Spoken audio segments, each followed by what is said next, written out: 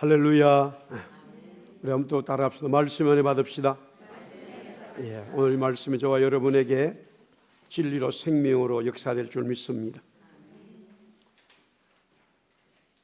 성령의 능력으로 강건해지는 것은 속사람입니다.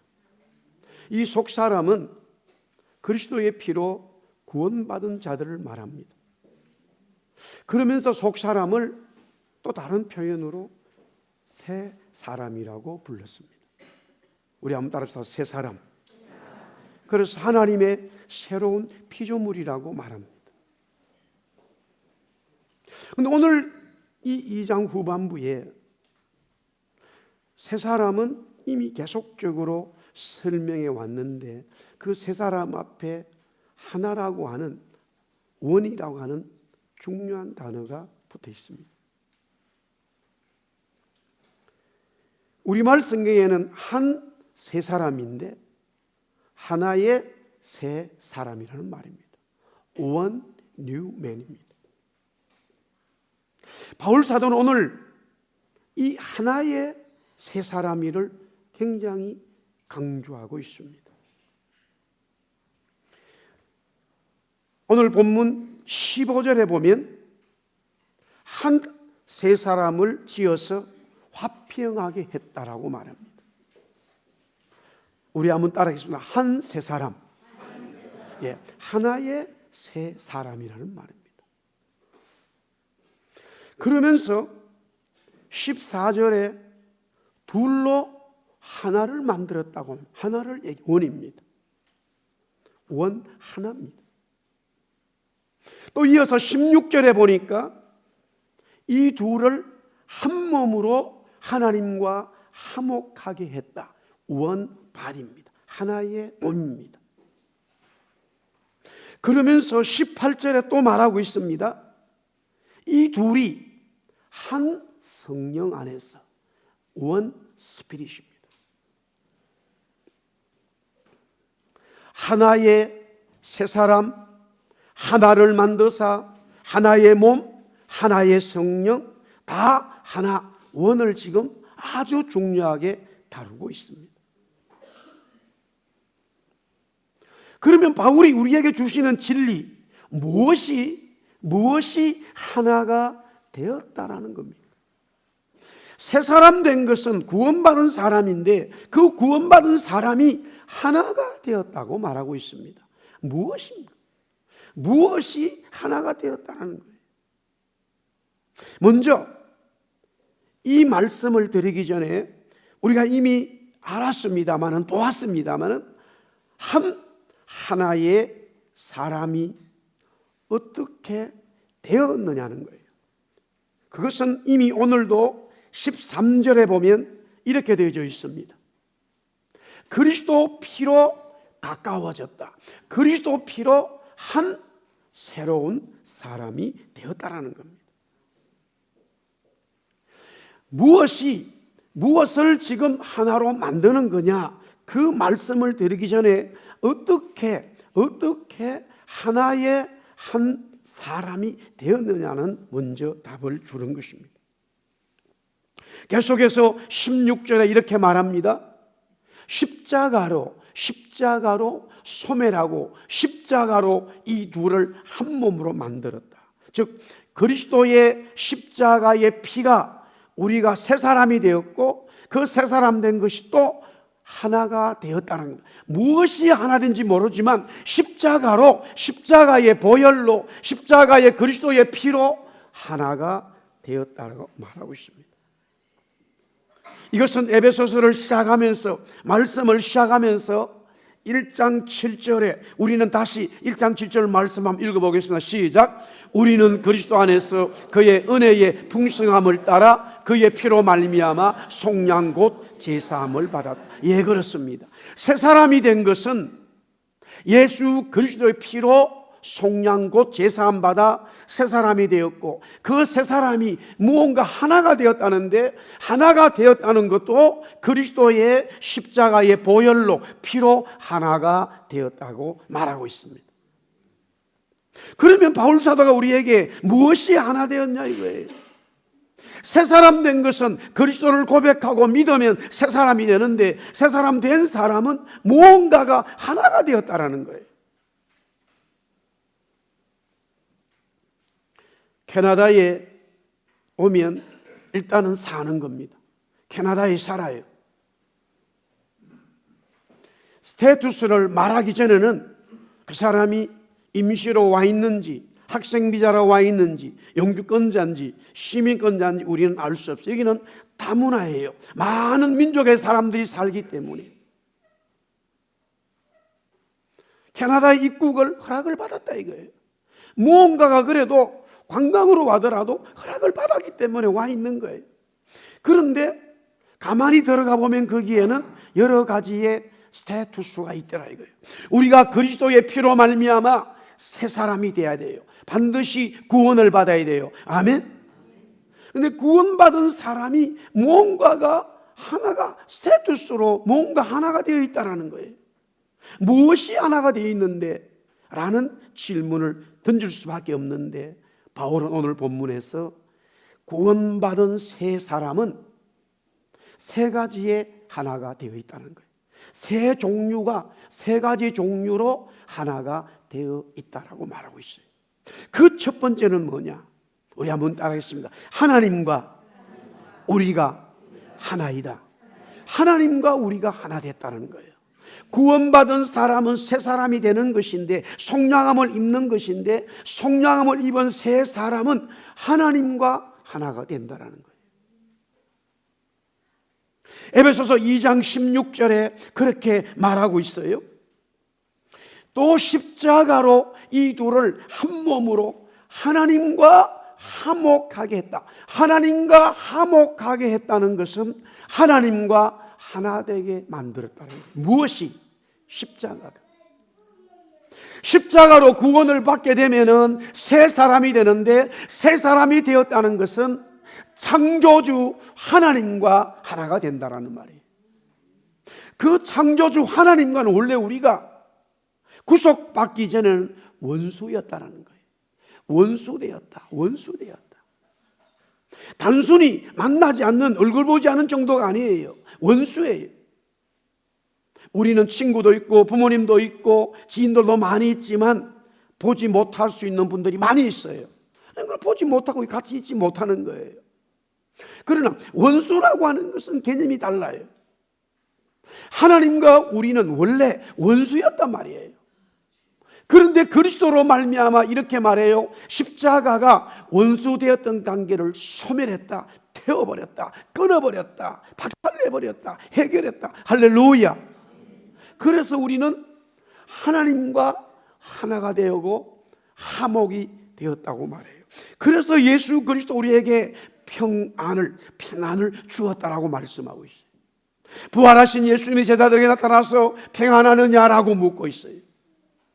원수가 된 상태에서의 삶은 불안한 거예요. 그래서 아담과 이브가 범죄했을 때에 하나님과의 관계가 끊어져 원수되었기 때문에 그들은 나무에서 숨어버렸어요. 하나님이 두려운 거예요. 무서운 거예요. 하나님이 나타나서 이렇게 말합니다. 아담아, 너가 왜 숨었느냐? 왜 두려웠느냐? 왜 이런 일이 벌어졌느냐고 묻고 있어요.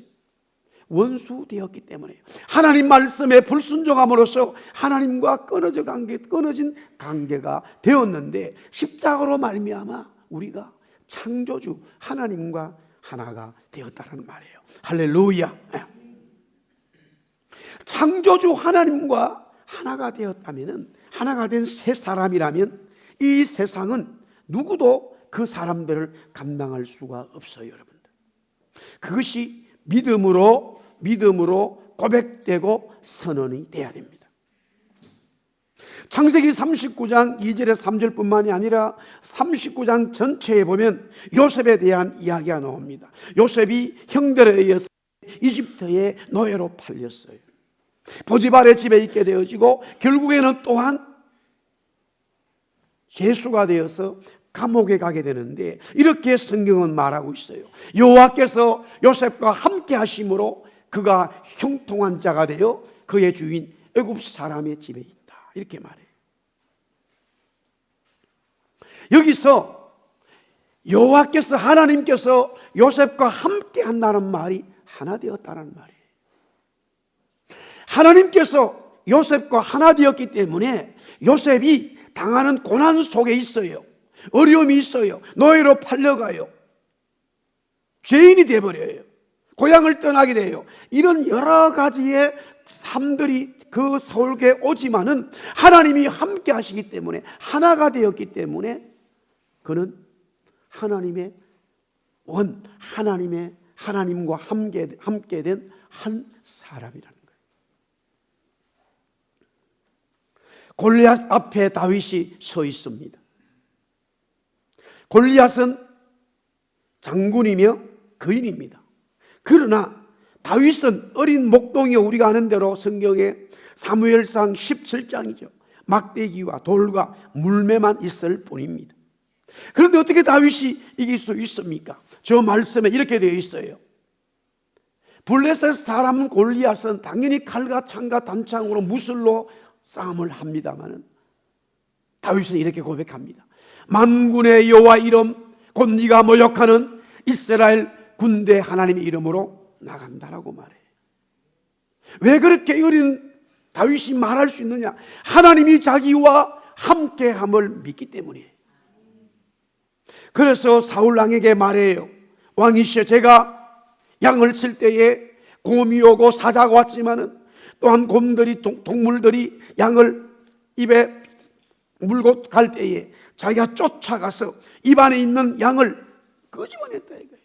그리고는 곰과 사자의 입을 찢어버렸다라는 거예요. 어떻게 제가 용감 있게 행동할 수 있느냐? 하나님이 나와 함께 하셨다라고 말해요. 하나님이 나와 함께 하시는 것이 바로 이 신약에 지금 바울이 말하는 하나님과 우리가 하나 되었다는 말이에요. 구약에는 그것이 선택적으로 이루어져 왔어요. 모든 사람들이 하나님과 하나 될 수가 없었어요. 그러나 그리스도가 오심으로 누구든지 그리스도의 십자가의 은혜를 받게 되어지고 속량함을 받게 되면 하나님과 하나가 된다는 말이에요. 할렐루야. 그 다음에 하나는, 두 번째는 이방인과 유대인이 하나 된다는 말이에요. 에베소서 2장 11절부터 12절에 이렇게 말하고 있어요. 자, 에베소 성도들아 생각해 봐라. 너희는, 그때라는 말은 그리스도를 영접하지 않을 때예요. 육체로는 이방인, 여기 육체로 가는 것은 혈통적인 것을 말해요. 당연히 이방인이죠. 에베소에 사는 사람들 다 이방인들이에요. 물론 거기에 살고 있는 디아스포라 유대인들은 유대인이겠지만 대부분의 사람들은 다 이방인이에요. 우리 또한 구약적인 성경의 관점으로, 유대인의 관점으로 본다면 우리 또한 이방인이죠. 그러면서 우리는 할례를 받지를 않았어요. 하나님이 말씀하신 남자는 태어나면 8일 만에 반드시 할례를 행하라. 그 포피를 잘라냄으로써 세상의 모든 것을 끊어버리고 너는 나의 백성이라는 하나님의 상징이다라고, 언약이다라고 하나님이 아브라함에게 말씀하셨겠는데 이방인들은 그런 할례가 없어요. 그러면서 계속 이렇게 말합니다. 너희는 그리스도 밖에 있었고 이스라엘 나라 밖에 있던 사람이라. 이 말은 그리스도 밖에 있다, 이스라엘 나라 밖에 있다는 말은 같은 의미가 강조되어 왔어요. 유대인들은 매일매일 민족이 어디에 있던 그리스도가 오심을 갈망했어요. 구원자 오심을 기다리고 있었어요. 그러나 이방인들은 그런 개념 자체가 없어요. 우리 민족 마찬가지입니다. 우리 민족에 살아가는 모든 사람들이 예수 그리스도가 하나님의 아들이 오심을 기다리면서 고난과 고통과 침략을 견뎌왔느냐? 전혀 아니에요. 복음이 뭔지를 자체를 몰랐어요. 그것이 바로 이방인입니다. 그렇기 때문에 약속의 언약들에 대해서는 외인이라, 그 말은 하나님이 아브라함과 통해서 모든 이스라엘 민족에 주신 언약, 하나님의 복의 말씀이 우리들은 들은 적이 없어요. 복음을 모르는 이방인들은 들은 적이 없어요. 거기에 대해서는 외인이에요. 그래서 성경은 말하기를 하나님이 없는 자들이고 하나님이 없는 자들은 삶에 소망이 없다라는 거예요.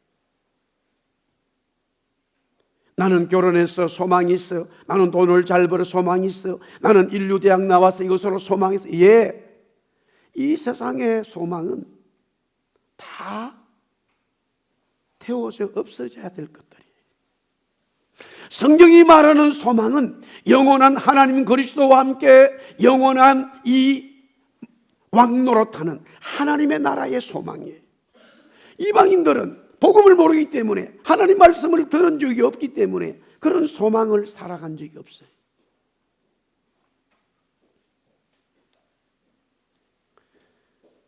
세월이 지금 우리 민족이 엄청나게 대한민국이 세계를 이끌어가고 있는 그런 리더 중에 한 나라가 되어 있어요. 그러나 30년, 40년, 50년 전에는 너무나 가난하고 어려웠어요. 부모님들이 나는 배우지 못했지만은 어떻게 하든지 우리 자녀들은 공부를 시켜야 되겠다, 그런 소망으로 살아왔어요. 그것이 우리 민족이 1차적으로 교육률이 높아진 거예요. 그러면 소득이 올라가고 경제가 풍성해지고 물질이 많아지면은 다 행복하게 산다라고 하는 그런 소망으로 살아왔습니다만, 지금은 엄청난 물질을 누리고 있는 대한민국인데 웬일입니까, 여러분들?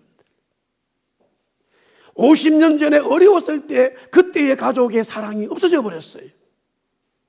30년 전에 어려웠던 그 상황 속에서 이웃 간에 나누던 그 사랑이 없어져 버렸어요. 그게 소망입니까? 그게 복음입니까? 아니에요, 여러분들. 이제는 깨어나야 됩니다. 이제는 정말로 소망이 뭔지, 정말로 우리가 살아가는 삶의 목적이 뭔지 정말 우리는 깨달아야 되는, 그것을 바울은 외인이라고, 하나님의 언약들이 없다라고 말하고 있어요. 그런데 이렇게 말해요. 에베소서 2장 13절에서부터 15절에 보니까 이제는 그렇게 말해요. 이제는 지금입니다. 멀리 있던 너희가 그리스도 예수 안에서 그리스도의 피로 가까워지면서 하나님의 은총으로, 하나님의 은혜로 그리스도의 십자가의 죽음이 우리를 한 새 사람을 만들었다라는 거예요. 그 결과가 어떻느냐? 2장 19절에 아주 분명하게 말씀하고 있어요. 이제부터는 외인이 아니라는 거예요. 나그네도 아니에요. 오직 성도들과 동일한 시민, 하나님 나라의 백성이며 하나님의 건속 가족이 되었다라는 말이에요. 건속이라는 말도 성경에서만 자주 쓰고, 옛날에 양반집에서는 이 단어를 썼어요. 그냥 가족이라는 말을 더 많이 요사이는 쓰지만, 건속이라고 하는 것은 가족이라고 하는 상당히 이 유식한 말이에요. 예수 그리스도로 말미암아 하나님의 가족이 되었다 이 말이에요. 하나님의 언약과 관계 없었던 자들이 하나님의 언약과 관계되어지는 하나님의 자녀가 되었다는 말이에요. 그래서 2장 18절에 이렇게 말하고 있어요. 이는 그로 말미암아 우리 둘이 한 성령 안에서 아버지께 나아감을 얻게 되었다. 이방인과 유대인들이 한 아버지를 모시게 되었다라는 거예요. 그 한 아버지는 하나님 아버지였다. 저와 여러분들이 그리스도로 말미암아 이방인과 유대인이 하나가 되어서 한 아버지를, 창조주 아버지를 섬기는 양자형을 받았다라는 거예요. 할렐루야.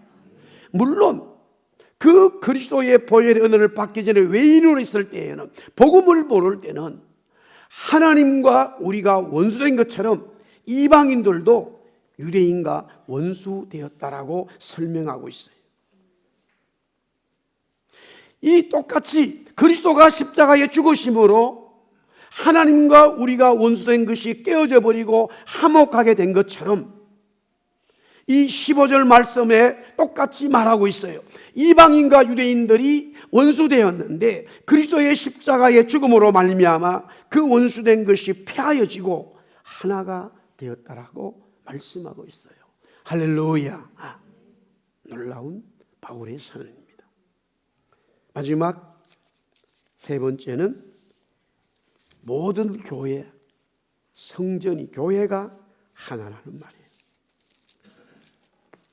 20절부터 22절에 나와 있어요.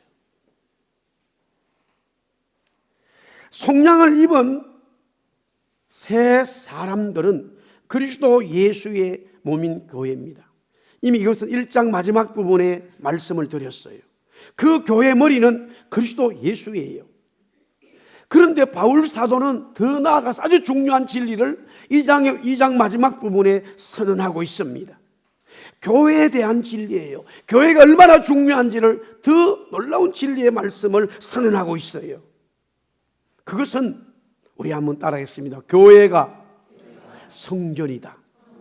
교회가 성전이라고 하는 사실입니다. 유대인들에게는 있을 수 없는 일이에요. 어찌 교회가 성전이 될 수 있어요? 없지요. 솔로몬이 짓고 또한 스룹바벨이 지었던 그 예루살렘에 있는 건물, 그 하나님 앞에 예배하는 그 건물이 성전이지 절대 교회가 성전이 될 수가 없어요. 공교롭게도 지금 이스라엘이 생각하는 성전은 없습니다. 그 자리에는 이슬람 사원이 있을 뿐이죠. 건물은 성전이 아닙니다. 이런 성전의 진리는 바울이 먼저 말한 게 아니에요. 주님이 말씀하셨죠. 요한복음 2장 19절에서부터 21절에 이렇게 되어져 있습니다. 성전을 사흘 동안에 자기가 이 성전을 사흘 동안에 일으킨다는 말은 성전을 건축하겠다라는 말이에요. 그러니까 이렇게 말해요. 20절에 이 성전은 46년 동안 지었다라는 거예요. 유대인들이. 그 내용은 뭐냐면 우리가 아는 대로 하나님이 모세를 통해서 이스라엘 백성들이 하나님을 섬기는 이 성막을 주시고 그 성막의 건축에 따라서 솔로몬 시대에 건물이 지어져요. 솔로몬은 하나님이 지혜를 주셔서 엄청난 물질을 가지게 돼요. 금을 돌처럼 사용했습니다. 온 성전을 안팎으로 금으로 발라버려요. 그런데 하나님이 분명히 말씀하셨어요. 너희가 이 성전에서 나를 섬기지 않고 다른 것을 섬기면 나는 여기에 있지 않는다. 이스라엘 백성들은 그 성전에서 온갖 범죄 우상을 섬기게 되므로 하나님은 바벨론이라고 하는 막대기를 사용하셔서 이스라엘에게 패망을 주신 거예요. 유다에게. 성전이 파괴됐어요. 성전에 있던 모든 금과 은과 그릇들을 전부 다 바벨론이 가져가서 자기들이 섬기는 우상할 때 쓰고 자기들이 술 마시고 연애할 때에 사용하고 있어요. 그렇게 70년이 흘러갑니다. 하나님의 기적적인 방법으로 메데 바사라고 하는 제국이 들어서면서 고레스가 갑작스럽게 칙령을 발표합니다. 모든 유대인들은 예루살렘으로 돌아가라는 이 놀라운 자유를 준 것도 놀라운데 예루살렘 성전과 성을 건축하도록 모든 건축 자재들을 도와줘버려요. 놀라운 일이 벌어져요. 그러나 사실 그 내용이 이미 예언적으로 나와 있었어요. 그래서 이스라엘 백성 돌아와서 성전을 짓고 예루살렘 성을 건축하게 됩니다. 그러나 많은 안팎으로의 이 방해꾼들이 있었어요. 외부적인 방해도 있었지만 내부적으로도 같은 유대인들끼리도 엄청난 논쟁이 벌어졌어요. 그러다 보니까 이 성전을 지었습니다만 두 번째 스룹바벨 시대에 솔로몬과 비교한다면 너무나 초라한 성전이었어요. 이렇게 세월이 지나가다가 다니엘서에 예언이 나오는데 메데바사가 무너지고 헬라 제국이 들었습니다. 그 헬라 제국이 들어서는 내용을 다니엘서에 기록되어졌어요. 나중에 알렉산드리아가 예루살렘에 왔을 때에 성경을 보고 깜짝 놀란 거예요. 만 19세였던 마게도니아 한 작은 나라의 임금의 아들이 아버지의 뒤를 이어서 그리스도를 침공하고 그리스도를 침공했을 뿐만 아니라 주위에 10년 만에 제국을 만들어버려요. 인도 가까이까지 점령하고 온 유럽 아시아를 다 통치하는 헬라 제국을 만들어버려요. 만 11년의 세월이 흐른 어느 날 텐트에서 급사로 죽어버립니다. 그 이유를 아직까지 역사학자들은 확실하게 밝혀내지를 못하고 있어요. 이때에 이 알렉산더 밑에 있던 부하들이 12명이 자기가 황제가 되겠다고, 제국의 왕이 되겠다고 암투가 벌어지고 전쟁이 일어나고 8명이 죽고 4개의 제국이 만들어져요. 이 4개의 제국이 만들어질 때에 이집트를 중심으로 한 헬라 제국, 시리아, 아수르입니다. 시리아를 중심으로 한 제국이 그것이 다니엘서의 예언이 되면서 두 제국이 싸움이 일어날 때에 예루살렘에서 싸움한다는 거예요. 그러다 보니까 수르바벨 시절에 지어놓은 이 성전조차도 그렇게 솔로몬의 비하면 얼마 안 돼요. 아주 초라합니다만은 이 전쟁을 겪으면서 아주도 초라한 성전이 돼버렸어요. 그렇게 세월은 흘러가다가 로마가 일어나서 이 4개의 헬라 제국을 무너뜨리고 대제국을 건설하게 됩니다. 우리가 아는 대로 예수님 시대에는 로마 제국이에요.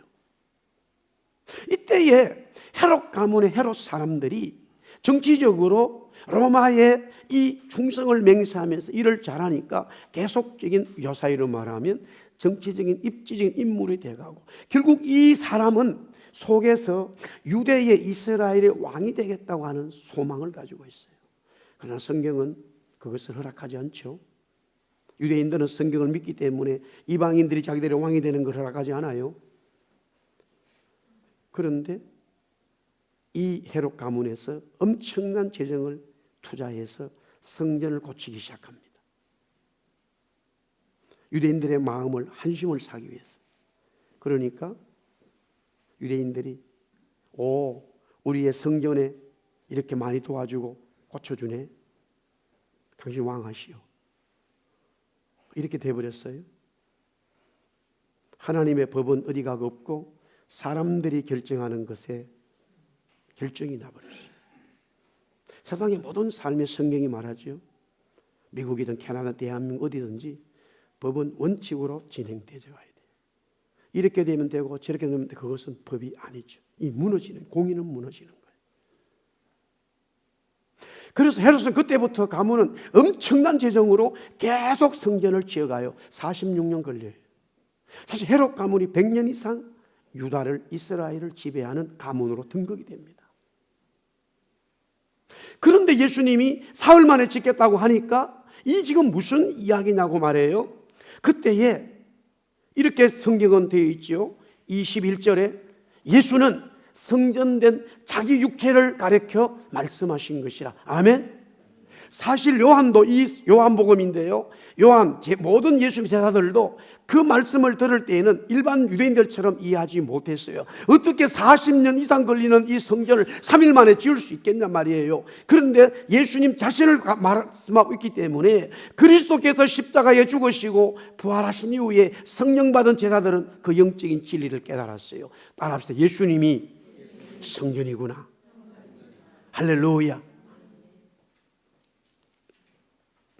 건물이 아니라, 예루살렘에 있는 건물이 아니라 예루살렘에서 죽고 3일 만에 부활하신 그리스도 주님이 성전이구나 하는 것을 깨닫게 됩니다.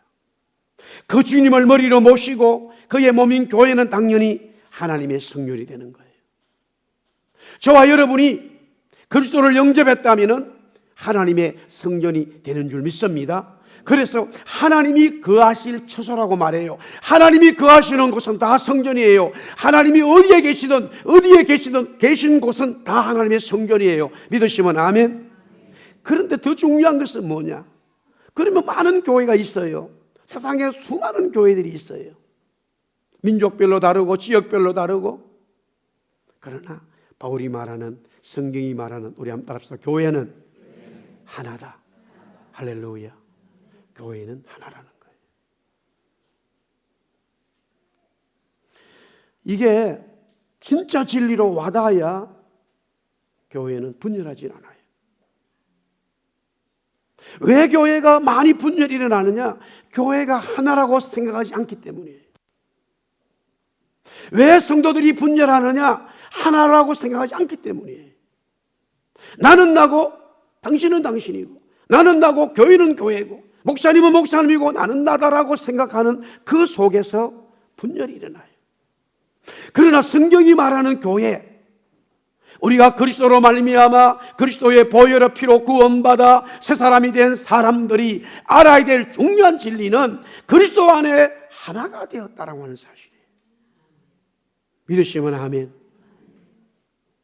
여러분들, 우리가 가족에게 일어나 부부간에 또 자녀들에게도 살다 보면 이런저런 얘기가 있잖아요.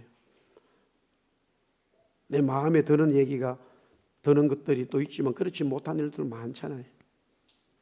그러나 그것을 일일이 다른 사람에 가서 얘기합니까? 하지 않아요. 왜? 이유가 뭐예요? 우리 한번 따라하니 가족이니까. 아멘? 그래요.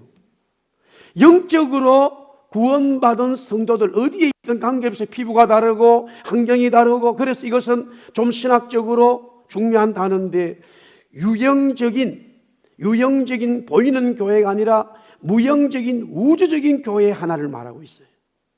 구원받은 성도들은 그리스도를 신랑으로 모시고 전부 다 신부예요. 구원받은 성도들은 그리스도가 머리고 모두가 지체인 몸이에요.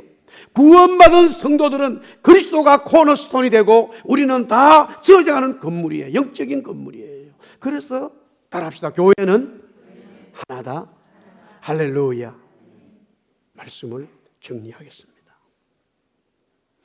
예수 그리스도의 피로 구원받은 사람들이 속량을 입었다, 새 사람이 되었다, 하나님의 새로운 피조물이 되었다라고 말하는데, 여기에서 한 걸음 더 나아가 속량함을 입은 구원받은 성도들이 하나가 되었다라는 거예요. 뭐가 하나 되었냐? 하나님과 하나 되고 이방인과 하나 되고 구원받은 다른 사람들과 다 하나라는 이 진리를 바울은 아주 강하게 에베소 교회에 편지하고 있어요. 말씀하고 있어요. 오늘도 이 진리는 우리 옛사랑 교회에 저와 여러분 속에 하나인 것이 선언되어집니다. 할렐루야. 그 주님을 찬송합니다. 아멘. 네, 우리 다 일어나서 620장 여기에 모인 우리 찬송하겠습니다.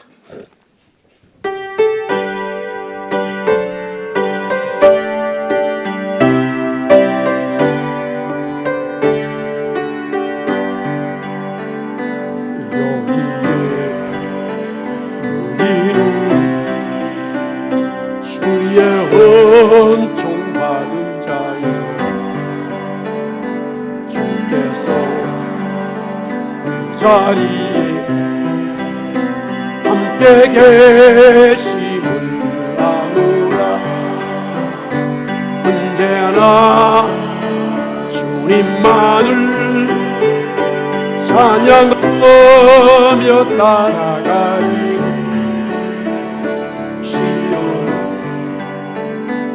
할 때도 함께 계심을 믿노라. 이 믿음 더욱 굳세라. 주가 지켜주신다. 어둠 밤에도 주의 발길이 인도하여 주님이 하시니 헤아리기 어렵구나.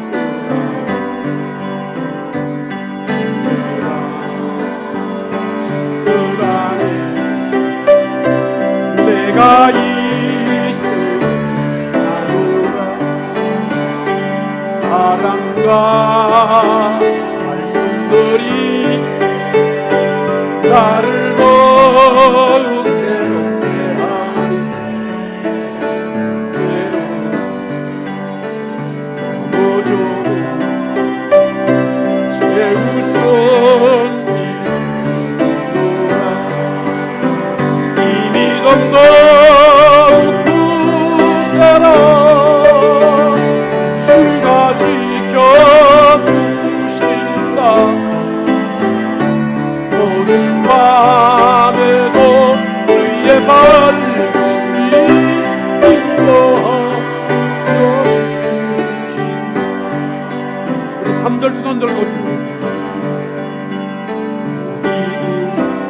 사랑받는 주의 자녀라. 사랑과